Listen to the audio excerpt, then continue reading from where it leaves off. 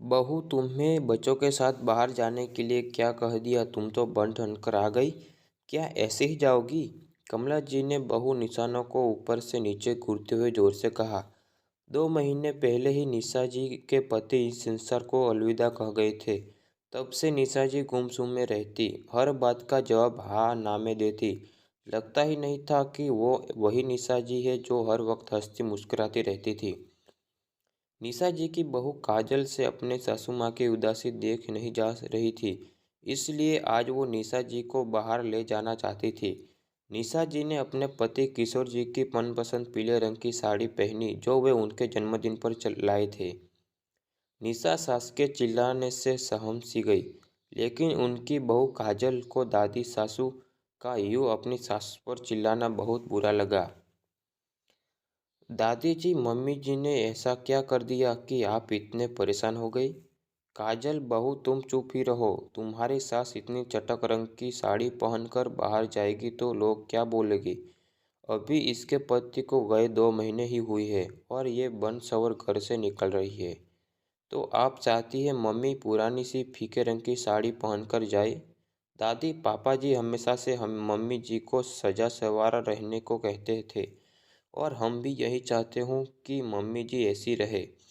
तब की बात अलग थी और अब की अलग, और ये हमारे रीति रिवाज के अनुरूप भी नहीं। दादी गुस्से में बोली। जाओ बहू, साड़ी बदल कर आओ। नहीं दादी, रिवाज तो हम ही बदलने होंगे। मम्मी जी के मन में पापा जी के जाने का दुख है या नहीं, क्या ये साड़ी के रंग से निश्चित होगा? तुम आजकल की लड़कियां रीति रिवाज और परंपराओं की ताक पर रख देती हो, लेकिन भूलो मत, यहाँ आज भी मेरा कहना कोई टाल नहीं सकता। दादाजी, आप जानते ही हैं ना, पापा जी ने मुझे सभी तरह के कपड़े पहनने की इजाज़त दी थी, जबकि आपके परिवार में बहू सिर्फ साड़ी भी पहनती है। इसलिए हम चाहते हैं कि पापा जी की याद करते हुए मम्मी जी अपनी सभी इच्छाएं पूरी करें, फिर चाहे वो उनके जाने की बात ही क्यों न हो। इंसान चला जाता है, उसकी याद हमेशा हमारे मन में रहती है, लेकिन उनके जाने के बाद हम जीना तो नहीं छोड़ देते। आप भी एक औरत है। दादाजी आपको बहुत पहले छोड़कर चले गए। क्या अपने जाने के से आप उन्हें भूल गई, या अपने अपने आप को दुनियादारी से दूर कर दिया? आप घर की बड़ी है, आपकी बात टालने की हमें सोच भी नहीं सकते, लेकिन दादी, एक पत्नी अपने पति को प्यार करती है या नहीं, इन बातों को उसके पहनावे से नहीं तोला जा सकता। काजल ने दादी सास का हाथ बड़े प्यार से अपने हाथ में लेते हुए कहा।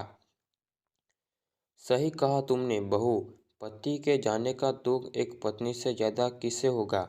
मैं ही परंपराओं की दुहाई देकर अपनी बहू की खुशियाँ छीन रही थी। मेरी बहू बहुत सीधी है, उसके मुंह में जवान ही नहीं, लेकिन तुम्हारे बहू को अपनी बात कहने की हिम्मत भी है और समझदारी भी। कमला जी काजल के सिर पर प्यार से हाथ फेरते हुए निशा जी से बोली। निशा जी काजल को प्यार से निहारने लगी। ऐसे प्यारी और समझदार बहू पाकर वो मन ही मन भगवान का धन्यवाद करने लगी। हेलो दोस्तों, मैं उम्मीद करता हूँ कि आपको यह कहानी अच्छी लगी होगी। अगर आपको ये कहानी अच्छी लगी हो तो वीडियो को लाइक करके चैनल को सब्सक्राइब कर देना